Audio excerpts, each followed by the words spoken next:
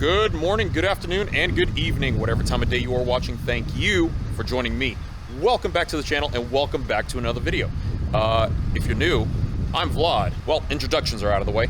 So, I've been getting a lot of questions, mainly pertaining to how I wired up my auxiliary lights. I'm going to show you guys that because I ended up never doing a video on that. So, I'm just going to give you a brief overview.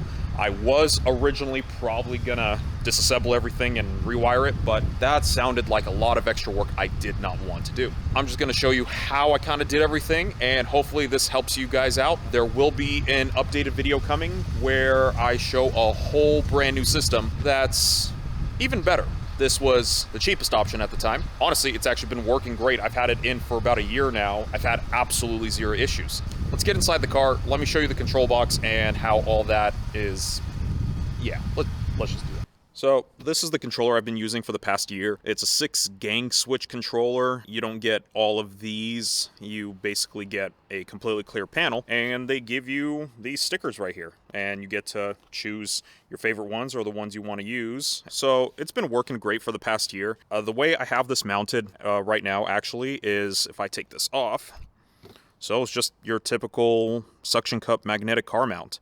And again, I'll have links for everything that I used and how it's all done and such. But basically, magnetic car mount, put the base plate on the back of the controller, and there you go. It sits right there. Not really a big deal. My only complaint about this controller is that the lights, when it's on, it's not dimmable. It's pretty bright green, especially at night. That's the only thing that kind of sucks about it. But besides that, the other reason I went with this is that if you could see right here, you get a flat wire. So the nice thing about that is that you can tuck it along the side right here. Once you've tucked it down in here, let me show you. So you can see the wire as it feeds down into there.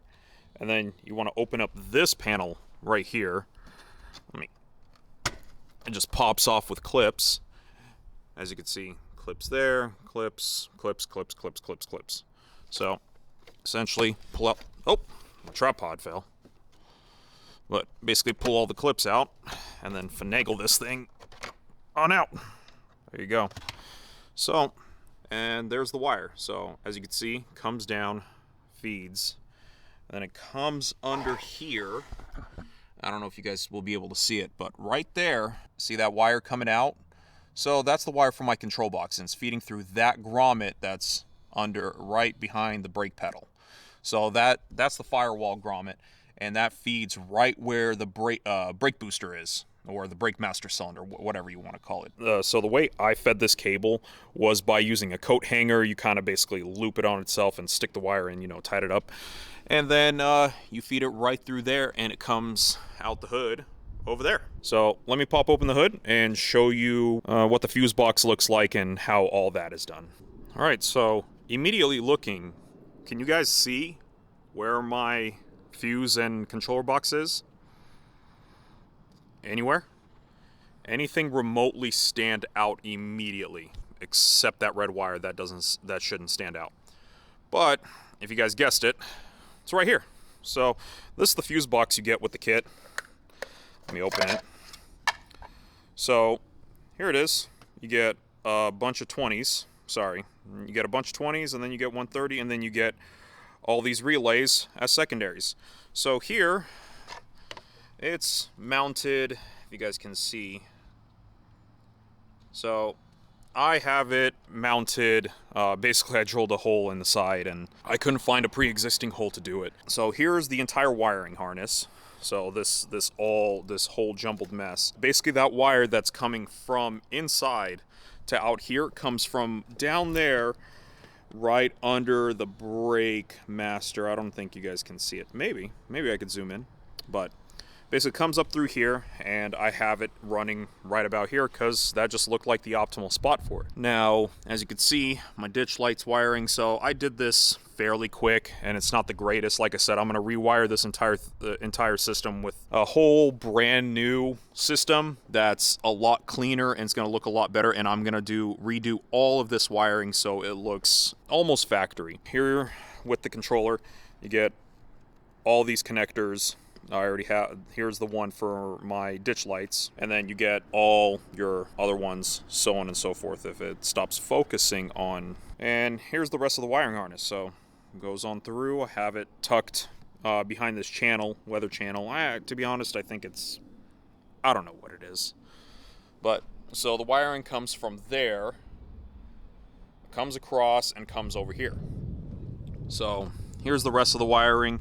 And the way I have these fed through, if you guys can see, is right there.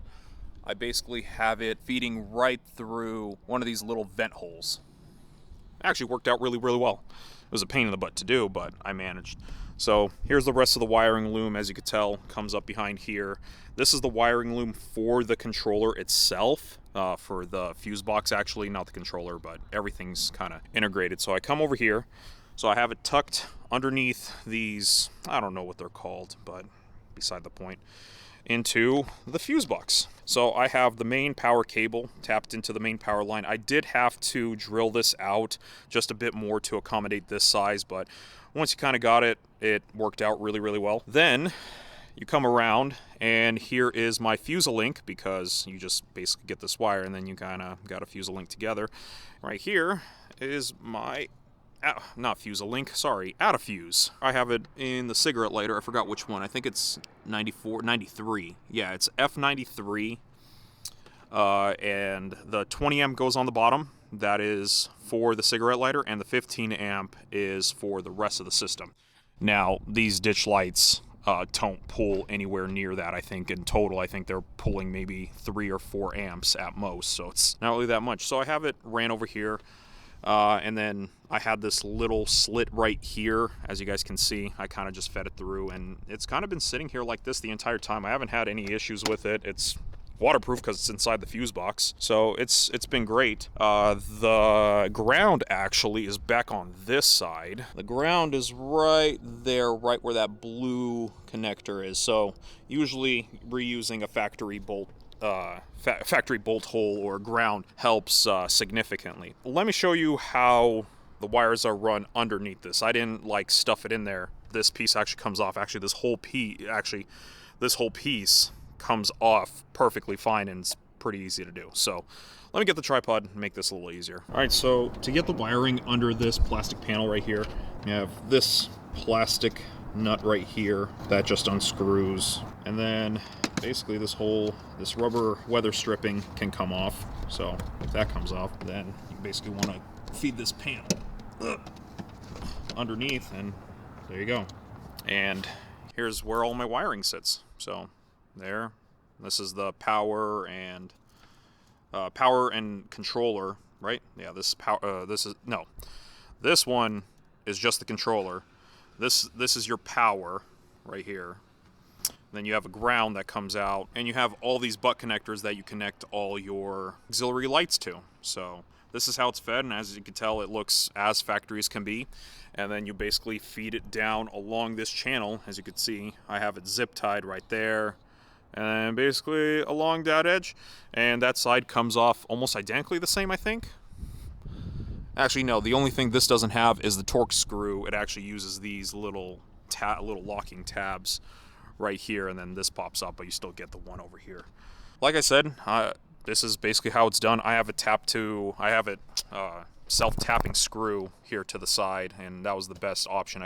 I didn't know what else to use, but this is the best option for the time for this. I try to make this as factory looking as possible. It sucks that there's so much extra of this harness that I kind of just have to, shove in here and just kind of keep it tucked away, but it is what it is. I'm the only one that ever works on this thing. There's enough room literally for all these wires and everything, and works out really, really good. All right, so that was pretty much it. As you guys saw, it's really easy. There's honestly nothing really difficult besides that you have to wire in the fuse box. You have to find a ground to tap into. Then your lights, well, like it's really simple. I have no experience wiring. Like, I don't have a wiring background whatsoever. I just love working on cars and figuring stuff out, and This is actually my very first wiring job I actually have ever done, and it came out really good, and it looks factory. Like, I think it's been back to the dealer once or twice, and nobody's noticed anything. Shockingly, right? The dealer didn't notice anything. But if you guys have any other questions about this, comment down below or DM me on Instagram. I'll be more than happy to answer anything and everything and maybe show you a little bit more detail. But this was just basically an overview of this entire system. I have a whole new system coming. Well, it's already here. I just have to get it installed, and there's going to be a lot more lights involved. Yeah. Should be good, right? All right. That's it. Thanks for watching.